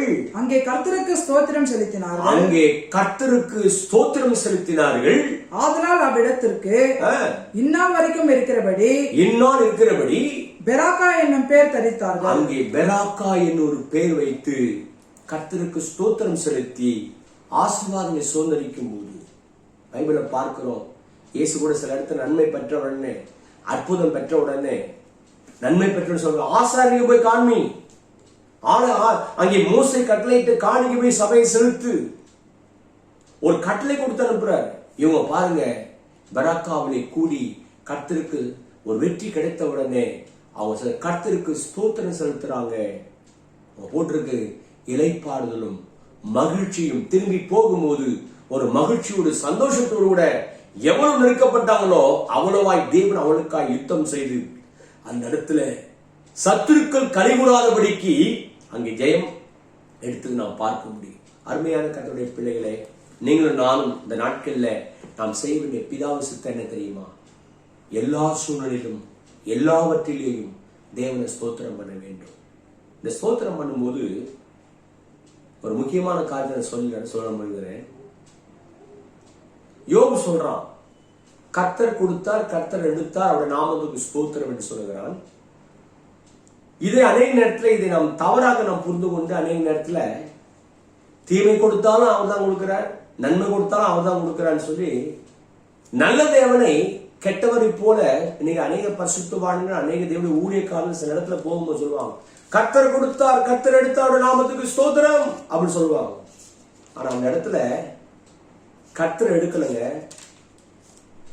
பிசாசு உள்ள நுழைவதற்கு யோபு தன்னுடைய வாழ்க்கை பயத்தின் மூலமாக அவன் கதவை திறந்து விட்டான் உள்ள. அதனால இந்த சூழல் உள்ள வந்தது. சுற்றி தேவன் வேலையடித்திருந்தார், அவன் சகல சம்பத்து அவனுக்கு இருந்தது. ஆனால் அந்த அழிவை உண்டு பண்ணுவதற்கு இவன் என்ன பண்ணா, தன் வாயை திறந்து தன் மனதில் அவன் திறந்து விட்டதுனால்தான் அது அவனுடைய ஸ்டேட்மெண்ட். கர்த்தர் கொடுத்தார், கர்த்தர் எடுத்தார்னு சொல்லி அவன் ஒவ்வொரு நாளும் பயத்தோடும் பலி செலுத்த பிள்ளைகள் எல்லாம் பாவம் செய்து விடுவார்களோ, இந்த கார் நடந்து விடுமோன்னு சொல்லி அவன் மனதை திறந்து விட்டதுனால உள்ள சத்துரு பூந்தானே தவிர, அந்த இடத்துல நம்ம பார்க்கும்போது நிறைய இடத்துல நம்ம கேட்கிறோம், கர்த்தர் கொடுக்கவும் செய்வார், எடுக்கவும் செய்வாருங்க, தீமையா அனுப்புவாருங்க அப்படின்னு சொல்லி அநேக நேரத்துல கேட்டதை நான் பார்த்திருக்கிறேன். நானும் அப்படி சொல்லியிருக்கிறேன். ஆனால் அது தேவனுக்கு முன்பாக அது சரியான ஒரு காரியம் இல்லை. அது அவனுடைய ஸ்டேட்மெண்ட். ஆனா கர்த்தர் எப்போதும் கொடுக்கிறவர். தம்முடைய சொந்த குமாரனும் பாராமல் அவரை ஒப்பு கொடுத்தவர். அவரோடு கூட மற்ற எல்லாவற்றையும் அருளாதிருப்பது எப்படி? அவர் கொடுக்கிறது, ஜீவனையே கொடுக்க வந்த தேவன் எப்படி எடுப்பார்? எடுப்பதற்கான ஒரு பிரமாண உலகத்தில் சத்துருவின் கிரியைகள் நாம் இடம் கொடுக்கும் போது, கீழ்ப்படியாமல் போகும்போது, முரட்டாட்டம் பண்ணும்போது, சாத்தானுக்கு இடம் கொடுக்கும் போது அவன் அழிவையும் திருட என்ன பண்றான்? கொல்லவும் அழிக்கும் திருட வருகிறான் என்று யோவான் 10 சொல்றபடி சில நேரத்துல அதுக்கும் நம்ம ஸ்தோத்திரம் பண்ணுங்க அப்படின்னு சொல்ற மக்களா நீங்க உலகத்தில் இருக்கிறாங்க. ஆண்டவர் ஒரு நாளும் அழிவை உண்டாக்குற சத்துரு அவன் வேலையாக வீழ்ச்சி அடைகிற வேலை. ஸ்தோத்திரத்துக்கு பதிலாக நம்ம கண்ணீர் கொடுக்க வேண்டும் என்று சொல்லி, வேதனைப்பட்டிருக்கு துக்கிக்க வேண்டும் என்று சொல்லி விரும்புகிற சாத்தான். ஆனா நம்முடைய ஆண்டவர் அப்படி இல்லை. எல்லா சூழ்நிலையிலும் நம்ம ஜெயம் கொடுக்கும் போது, நம்ம வாழ்வழிக்கிற கர்த்தரை குறித்து பரிபூர்ண அடைமொழி வைத்து நம்முடைய தேவனுக்கு முன்பாக, அருமையான கர்த்தருடைய ஜனமே, இந்த கடைசி காலத்துல நீங்க ஆண்டவரை குடும்பமா எவ்வளவாய் ஸ்தோத்தரிக்க முடியுமோ, எவ்வளவாய் நீங்கள் வீடுகளில் உட்கார்ந்து ஸ்தோத்திரம் பண்ண ஸ்தோத்தரித்து பாருங்கள். தேவனை நாமத்தை துதித்து பாருங்கள். நாமத்தை சொல்லி பாடி பாருங்கள். ஆராதனை செய்து பாருங்கள். உங்களுக்கு விரோதமா இருக்கிற அத்தனை கிரிகளையும் ஆண்டவர் ஒரு நொடிப்பொழுதே ஒண்ணுமில்லாமல் போய்விடுவார். என்றால் தேவனுடைய மகிமை விளங்குவதற்கு ஏதுவாக தான் 2 கொரிந்தியர் 4ஆம் அதிகாரம் 15ஆம் வசனத்திலே பார்க்கும் பொழுது நான் வாசிக்க முடியும். 2 கொரிந்தியர் 4ஆம் அதிகாரம் 15ஆம் வசனம் வாசிக்கலாம். தேவனுடைய மகிமை விளங்குவதற்கு ஏதுவான, தேவனுடைய மகிமை விளங்குவதற்கு ஏதுவாக கிருபையானது அநேகருடைய ஸ்தோத்திரத்தினாலே, கிருபையானது அநேக ஸ்தோத்திரத்தினாலே பெருகும்படிக்கு எவையெல்லாம் உங்கள் நிமித்தம் உண்டாயிருக்கிறது சொல்றாரு. தேவனுடைய மகிமை வெளிப்படணுமா? அநேகருடைய ஸ்தோத்திரத்தினாலே கிருபைகள் பெருகும், பலன் பெருகும், மகிமை வெளிப்படும். அநேகருடைய அதான் சபையாக சேர்ந்து நாம் கர்த்தரை கிருபையோடு நாம் ஸ்தோத்திரம் பண்ணும் போது கிருபைகள் பெருகும், தேவனுடைய மகிமை வெளிப்படும் என்று சொல்லப்பட்டிருக்கு. அப்ப ஸ்தோத்திரத்துல அவ்வளவு பெரிய மகிமை இருக்கிறது. நீங்க மக்கள் ஸ்தோத்திரத்துக்கு இடம் கொடுக்கக்கூடாது. சில சபையில பாருங்க, ஸ்தோத்திரங்கள் நல்லா பண்றாங்க. ஆனால் திருச்சபையில் இன்றைக்கு நாம் பிதாவுடைய சித்தத்திலே ரொம்ப முக்கியமானது அது தேவனுடைய சித்தமாய் இருக்கிறது. எப்பொழுது நாம் துதிபடி ஏறெடுக்கும் போது அங்கே நாம் பார்க்கிறோம், ஸ்தோத்திரத்தினாலே கிருபைகள் பெறுகிறது, மகிமை வெளிப்படும். அநேகருடைய ஸ்தோத்திரத்தினாலே கிருபை வெளிப்படும், கிருபை பெருகும், தேவனை மகிமைப்படுத்த முடியும். இதுக்கு ஒரு உதாரணம் இயேசு கிறிஸ்து பாருங்க. அங்க மனப்பிரசவம் பண்ணிட்டு இருக்கிறாரு. 3 நாள் முடித்த உடனே எல்லாம் வீட்டுக்கு போறாங்க. அவன் வழி சோர்ந்து போவான்னு சொல்லி அவளுக்கு ஆகாரம் கொடுக்க வேண்டும் என்று, உங்களுக்கு என்ன இருக்குன்னு கேட்ட போது ஒரு பையன் கிட்ட 5 அப்பம் 2 மீன் இருக்கிறது, அது என்னது கொண்டு வாருங்கள் என்று சொல்ற. எடுத்து கொண்டு வந்த போது நீங்கள் யோவான் சுவிசேஷம் 6ஆம் அதிகாரம் 11ஆம் வசனத்தை பாருங்க. இயேசு அந்த அப்பங்களை எடுத்து ஸ்தோத்திரம் பண்ணி சீஷர்களிடத்தில் கொடுத்தார். பாருங்க, ஸ்தோத்திரம் பண்ற 5 அப்பம் 2 மீன் பையன் கையில், சிறு பையன்கள் இருந்தது. அதை கொண்டு வாருன்னு சொல்லி அதை எடுத்து ஸ்தோத்திரம் பண்ணி பிதாவிடத்துல ஆண்டவரே இதை ஆசீர்வதியும் என்று ஸ்தோத்திரம் பண்ணின பொழுது வாசிங்க, சீஷர்கள் பந்தி இருந்தவர்களுக்கு கொடுத்தார்கள். அப்படியே மீன்களையும் அவர்கள் எடுத்து அவருக்கு வேண்டிய மட்டும் கொடுத்தார்கள். அவருக்கு வேண்டிய மட்டும் எடுத்து என்ன பண்றாங்க? ஸ்தோத்திரத்துல அவ்வளவு பெரிய பெருக்கம் இருக்குது, ஸ்தோத்திரத்துல அவ்வளவு பெரிய மகிமை இருக்கிறது. நீங்க செக் பண்ணி பாருங்க. இயேசு பையன் இருக்க வரைக்கும் 5 அப்பம் 2 மீன் தான். ஆனா இயேசுவின் கரத்துல வந்த போது அவர் செய்தது எடுத்து ஸ்தோத்திரம் பண்ணி, பிதாவே இவ்வளவு மக்கள் இருக்கிறார்கள் சொல்லி பிளஸ் பண்ணி, பிரேஸ் பண்ணி, தேவனை மகிமைப்படுத்தி கொடுக்கிறாரு. எடுத்து கொடுக்கறாங்க, பந்தி பரிமாறுறாங்க. எல்லாரும் சாப்பிட்டு திருப்தி அடைந்து 5000 புருஷர்கள் 5000 குடும்பங்களுக்கு மேல சாப்பிடுறாங்க. எல்லாம் சாப்பிட்டு மீதி எடுக்கும்படியான ஸ்தோத்திரத்தில் அவ்வளவு பெரிய மகிமை வெளிப்படுகிறது. இயேசுவுக்கு அடையாளமாக எடுத்து தேவனை ஸ்தோத்திரம் பண்ண பொழுது ஒரு பெருக்கத்தையும் நன்மையை பெற்றுக் கொண்டது போல எல்லா சூழ்நிலையிலும் குறைவு இருக்குதா, ஸ்தோத்திரம் பண்ண வேண்டும். குறைவை நிறைவாக்குற தேவன் இருக்கிறார் என்று சொல்லி கர்த்தரை மகிமைப்படுத்த வேண்டும். அவர் தேவனை ஸ்தோத்திரம் பண்ணது பிதாவுடைய சித்தமா இருக்கு. மூன்றாவது கடைசியாக 1 தெசலோனிக்கேயர் 4ஆம் அதிகாரம் 3ஆம் வசனமும் 4ஆம் வசனம் வாசிக்கலாம். நீங்கள் பரிசுத்தம் உள்ளவர்களாக வேண்டும் என்பதே, நீங்கள் பரிசுத்தம் உள்ளவர்களாக வேண்டும் என்பதே தேவனுடைய சித்தமாய் இருக்கிறது. மூன்றாவது குறிப்பு மிக மிக முக்கியமானது. பரிசுத்தம் உள்ளவர்களாக வேண்டும் என்பதே தேவனுடைய சித்தமாய் இருக்கிறது. இந்த 1 தெசலோனிக்கேயர் 4ஆம் அதிகாரத்திலே கர்த்தருடைய வருகை பற்றி எழுதப்பட்டிருக்கிறது. கிறிஸ்துவுக்குள் மரித்தவர்கள் எப்படி உயிரோடு எழுந்திருப்பார்கள், அவன் நித்திரை இருந்து கொண்டிருப்பார்கள், பின் உயிரோடு நாம் எடுத்துக்கொண்டு போவோம், இந்த வார்த்தை தேற்றுக்கொள்ளுங்கள், துக்கிக்கு அழ வேண்டாம் என்று சொல்லி வருகை பற்றி அதிகமாக செகண்ட் கம்மியை பற்றி இந்த தெசலோனிக்கேயர் நிருபங்களை பவுல் அழகாக எழுதுவதை பார்க்க முடியும். எழுதி வரும்போது அந்த 4ஆம் அதிகாரத்துல எக்காலம் துணிக்கும் கிறிஸ்துவுக்குள் மரித்தவர்கள் பரிசுத்தவான்களாம் உயிரோடு எழும்புவார்கள், பின்பு உயிரோடு நாம் எழுந்து கொண்டு போவோம் என்று அவர் சொல்றார். எப்பொழுதும் கர்த்தரோடு இருப்போம் என்ற அநேக அந்த வருகையிலே நடக்கிற காரியத்தை பேசிட்டு வரும்போது அதுக்கு முன்னால் சொல்றாரு, 3வது தேவ சித்தம் திருச்சபையே, தேவனுடைய பிள்ளைகளே, தேவ மனுஷனே, விசுவாசிகளே, ஊழியர்களே, யாரா இருந்தாலும் பரிசுத்தம் உள்ளவர்கள் ஆக வேண்டும் என்பது தேவனுடைய சித்தமாய் இருக்கிறது. ரொம்ப முக்கியமான சான்டிபிகேஷன். ஒரு பரிசுத்தமான ஜீவியம் பரிசுத்தமாகணும், பரிசுத்தமாகட்டும் என்று சொன்னார் அல்லவா? அப்படிப்பட்ட அந்த பரிசுத்தம் ஆக வேண்டும் என்று தேவனுடைய சித்தமா இருக்கிறது. சொல்லிவிட்டு கீழே வாசிங்க. நீங்கள் வேசி மார்க்கத்துக்கு விலகி இருந்து, சொல்லிட்டு வேசி மார்க்கத்துக்கு விலகி இருந்து தேவனை அறியாத அஞ்ஞானிகளைப் போல, தேவனை அறியாத அஞ்ஞானிகளைப் போல மோக இச்சைக்குட்படாமல், மோக இச்சைக்கு உட்படாமல், உங்களில் அவனவன் தன் சரீர பாண்டத்தை, உங்களுடைய சரீர பாண்டத்தையும் பரிசுத்தமாயும் கனமாயும் ஆண்டு கொள்ளும்படி அறிந்து. இந்த சரீரம் பரிசுத்தமானது, கனம் உள்ளது. இதை விலை கொடுத்து ஆண்டவர் வாங்கி இருக்கிறார். ரத்தத்தினால கிரயம் கொடுத்து வாங்கி இருக்கிறார். இது பாவ சரீரம். ஆதாமுடைய வீழ்ச்சியினால் இது தோற்று போனது. சொல்றாரு, அஞ்ஞானிகளைப் போல, உலக மக்களைப் போல மோக இச்சைக்குட்படாமல், பாவ இச்சைகளுக்கும் உலகத்தின் கிரிகளுக்கும் மாம்ச இச்சைகளுக்கு இடம் கொடுக்காமல் அவனவன் சரீர பாண்டத்தை, இந்த சரீரத்தை பரிசுத்தமாயும் கனமாயும், ஏனால் இதுக்குள்ளே தேவன் வாசம் பண்ணுகிறார். நான் கடந்த வாரம் சொன்னேன், நீங்கள் அந்த ஆலயம், அந்த ஆலயத்தை ஒருவன் கெடுத்தால் தேவன் அவனை கெடுப்பார் என்று கொண்டு சபைக்கு எழுதுகிறார். தேவனுடைய ஆவியான நோக்கில் வாசம் பண்ணுகிறார்.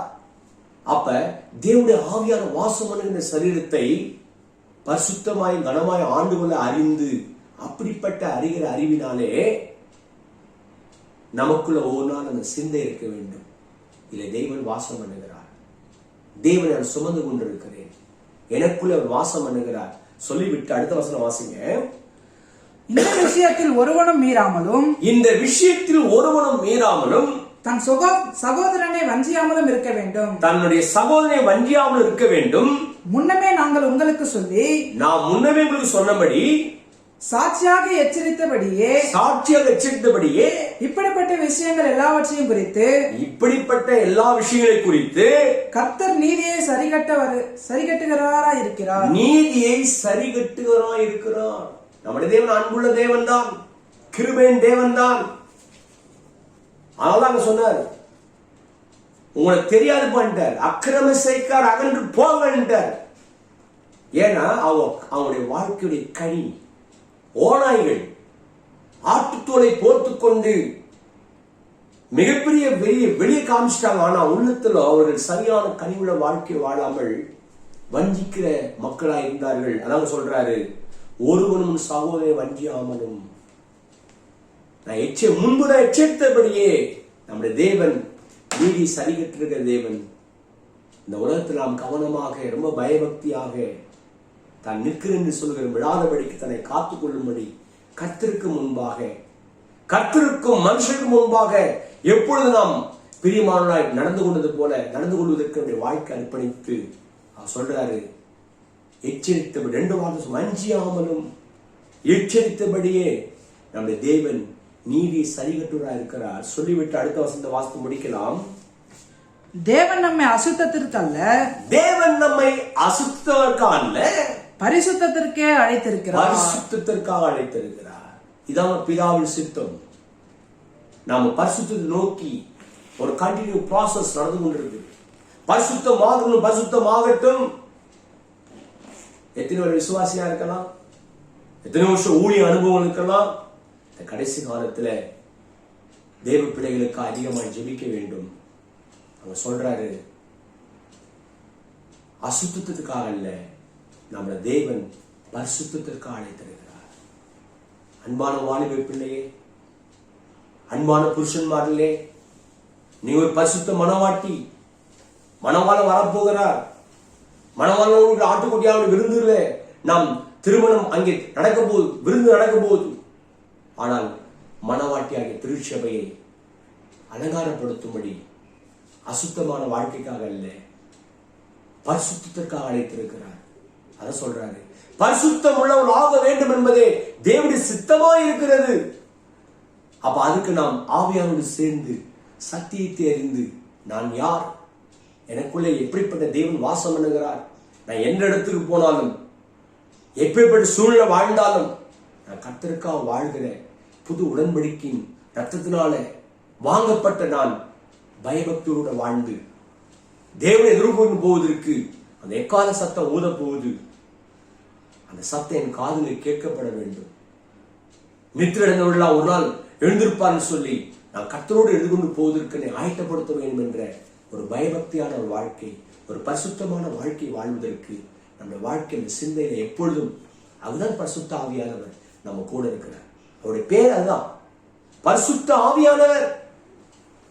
பரிசுத்த பாதையிலே நம்மளை நல்வழிப்படுத்த நமக்கு உதவி செய்வதற்கு, நம்மளை தேற்றுவதற்கு, அந்த பாதையில கொண்டு போவதற்கு தான் நமக்கு பிரயோஜனமா இருக்கும்படி, நம்மை நடத்தும்படி இயேசுதான் சொன்னார், நான் போன உடனே உனக்கு அதிக பிரயோஜனமா இருக்கும்படி.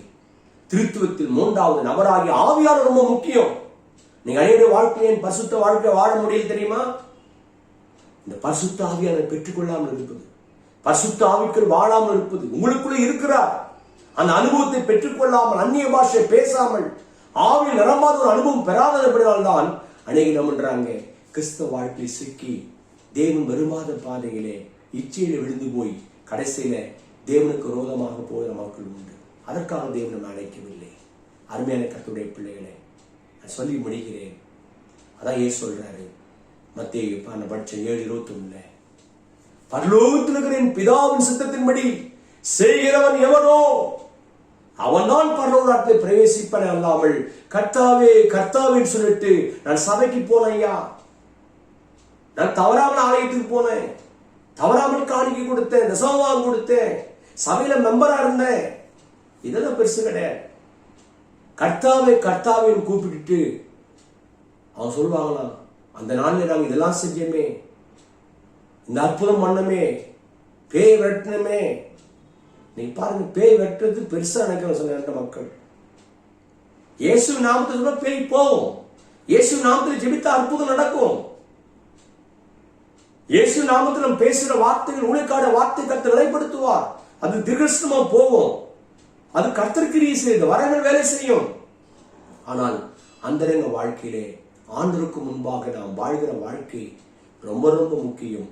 கடைசி காலத்துல திருச்சபைக்காக நல்லா ஜெபம் பண்ணுங்கள், ஊழியக்காரர்களுக்காக ஜெபம் பண்ணுங்கள், விசுவாச குடும்பங்களுக்காக ஜெபம் பண்ணுங்கள், வாலிப பிள்ளைகளுக்காக ஜெபம் பண்ணுங்கள். இன்றைக்கு ஆண்டு விரும்புகிற பரலோகத்தில் இருக்கிற பிதாவிஸ்தம் நாம் செய்கிறவன் தான் பரலோகத்தில் பிரவேசிப்பன இல்லாமல் கர்த்தாவே கர்த்தாவே சொல்கிறவன் அதில் பிரவேசிக்க முடியாதுன்னு சொல்லி நல்ல வாழ்க்கையை, நல்ல மரமாக, நல்ல கனி கொடுக்கிற வாழ்க்கை வாழ்ந்து அவருடைய கனியினால அறிவுகள் சொல்லி ஆண்டவர் முக்கியமான சத்தியத்தை சொல்லி அந்த பிரசங்கத்தை முடிப்பதை பார்க்கிறோம். முடிவுல சொல்றாரு, நான் சொல்லி இந்த வார்த்தையை கேட்டு இந்த வார்த்தையை எவன் கட்டுறானோ, எவன் செய்கிறானோ அவன் கண்மலை மேலே கட்டப்பட்ட ஒரு பரிசுத்த மாளிகையாக ஒரு பரிசுத்த மனிதனாக அவன் ஆண்டவருக்காய் எழுந்த இந்த பூமியிலே அவன் ஓட்டத்தை ஓடி முடிப்பதற்கு அதான் பவுல் சொல்றாரு. அவருடைய முடிவிலே நல்ல போராட்டத்தை போராடினேன், ஓட்டத்தை முடித்தேன், விசுவாசத்தை காத்துக்கொண்டேன்னு சொல்லி விசுவாச பாதையிலே, பரிசுத்த பாதையிலே, தேவ சித்தத்தின் பாதையிலே நாம் தொடர்ந்து ஓடுவதற்கு உங்களுக்கும் எனக்கும் ஆண்டவர் அனுக்கிரகம் செய்வாராக. இந்த அனுக்கிரக காலத்திலே நாம் ஜெபம் பண்ணி ஆண்டு சமூகத்திலே காத்திருந்து அந்த ஆவியானோடு இணைந்து பரிசுத்த ஆவியானோடு இணைந்து பரிசுத்த வாழ்க்கை வாழ்வதற்கு கர்த்தர் உங்கள் எல்லாருக்கும் கிருபை கொடுப்பாராக. அவை பரலோக பிதாவுடைய சித்தம் என்னன்னு சொல்லி 3 காரியத்தை நாம பார்த்தோம். ஒருத்தரும் கெட்டு போகாமல் எல்லாரும் மனம் திரும்பி தேவன் பக்கம் வரணும். 2வது பார்த்து எல்லாருக்கும் ஸ்தோத்திரம் செய்வது பிதாவு சித்தமா இருக்கு. 3வது பரிசுத்தம் உள்ளவர் ஆக வேண்டும் என்பது தேவனுடைய பிதாவு சித்தமா இருக்கிறது. இந்த 3 சித்தத்தை செய்யும் போது இந்த உலகத்தில் நல்ல வாழ்க்கை, இந்த உலகத்தில் நல்ல ஊழியம் செய்து நல்ல ஒரு கிறிஸ்தவனாக வாழ்ந்து கிறிஸ்துவை மகிமைப்படுத்தி மகிமை வெளிப்படும்படியாய் கிருபை வெளிப்படும்படியாய் உங்களை என்னையும் தேவன் பயன்படுத்தி நமக்கு ஒரு சாட்சியான வாழ்க்கையோடு வாழ்ந்து தேவனுக்காய் ஓடும்போது ஓட்டத்தை ஜெயமாய் முடிக்க ஆண்டவர் கிருபை செய்வார். கர்த்தாவே கர்த்தாவின் கூப்பிட்ட ஒரு பிரயோஜனம் இல்லை. நல்ல வெளிப்படையான வரங்கள் வெளிப்பட வேண்டும். அதே நேரத்தில் ஆவிக்குரிய தனிப்பட்ட கனிவுள்ள வாழ்க்கையும் ஆண்டுக்கும் அந்தரங்க வாழ்க்கையிலும் கட்டி எழுப்புவதற்கு தேவ சித்தத்துக்கு ஒப்பு கொடுப்போம். ஆவியை நம்மோடு பேசியிருக்கிறார். இந்த காரியத்தை நாம் நிதானித்து பார்த்து வாழ்க்கையிலே ஆண்டவரின் வாழ்க்கையிலே பிதாவு சித்தமாகிய ஆத்தும ஆதாயம் பண்ணி ஒவ்வொரு பாவியும் ஒவ்வொரு மனிதனும் தேவன் பக்கமாய் திரும்புவதற்கு என்னை கருவியாக பயன்படுத்தும். எல்லாவற்றால் ஸ்தோத்திரம் செய்து எப்போதும் ஸ்தோத்திர பலிகள் என் வீட்டில் பழகி பெருகட்டும் சொல்லி அதிகமாய் ஸ்தோத்திரத்திற்கும் பரிசுத்தமா வாழ்வதற்கும் என் அழைப்பு அதுதான். அசுத்தமான வாழ்க்கைக்காக அல்ல, பரிசுத்தத்திற்கு அழைத்திருக்கிறான்னு சொல்லி ஒப்பு கொடுத்து தேவனுக்காய் ஓட தேவன் கிருபை செய்வாராக. இந்த வார்த்தைகளை கேட்டவங்க ஒவ்வொருவரையும் கர்த்தர் நிச்சயமா ஆசீர்வதித்து இந்த நாட்கள்ல அன்னைக்கு ஆண்டவர் பேசின அந்த வார்த்தைகளுடைய சாராம்சத்தை புரிந்து கொண்டு தேவனுக்காய் வாழ ஓடுவோம். தேவனுடைய நாமம் மையப்படட்டும். கர்த்தர் தாமே உங்களை ஆசீர்வதிப்பாராக. நாம் ஜெபிக்கலாம். எங்கள் பரலோக பிதாவே, உம்முடைய குமாரனாகிய இயேசுவின் நாமத்தினோடு பேசின வார்த்தைகளுக்காக நன்றி செலுத்துகிறோம். ஒவ்வொரு பிள்ளைகளையும் ஆசீர்வதிக்கிறோம், சபை மக்களை ஆசீர்வதிக்கிறோம், ஊழியர்களை தாழ்த்துகிறோம். இந்த வசனங்களை கேட்ட தேவ பிள்ளைகளையும் குடும்பங்களையும் இன்னும் கடவுளை அறியாத எத்தனை மக்களையும் அவருடைய வல்லமை வெளிப்படும், அன்பு வெளிப்படும் என்று சொல்லுகிறோம். சத்தியத்தின் மூலமாக எங்களுக்கு பேசுவதற்காய் ஸ்தோத்திரம். அறிந்து கொண்டு ஊழியம் செய்வதற்காய் ஸ்தோத்திரம். இந்த வார்த்தைகள் ஆண்டவரை 100 மடங்கு பலன் கொடுக்கட்டும். கேட்ட ஓடிய வாழ்க்கையிலும் அது ஆண்டவரை நல்ல விளைச்சலை கொடுத்து பலன் கொடுக்கட்டும். நாமும் மையப்படட்டும். இயேசு கிறிஸ்துவின் நாமத்தில் ஜெபிக்கிறோம் நல்ல பிதாவே. ஆமென் ஆமென். நம்முடைய கர்த்தராகிய இயேசு கிறிஸ்துவின் கிருபையும் பிதாவுடைய அன்பும் பரிசுத்த ஆவியானவருடைய ஐக்கியமும் நம்மளோடு சதா காலம் இருப்பதாக. ஆமென் ஆமென். கர்த்தர் தாமே உங்களை ஆசீர்வதிப்பாராக.